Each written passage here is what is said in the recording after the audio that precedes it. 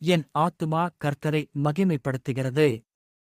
பரிசுத்த லூகா எழுதின சுவிசேஷம் 1வது அதிகாரம் 46வது வசனம்.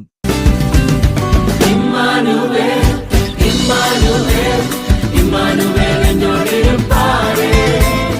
இம்மானுவேல், இம்மானுவேல், இம்மானுவேல் என்னோடு இருப்பாரே. இம்மானுவேல், இம்மானுவேல், இம்மானுவேல் என்னோடு இருப்பாரே. இம்மானுவேல், இம்மானுவேல், இம்மானுவேல் என்னோடு இருப்பாரே.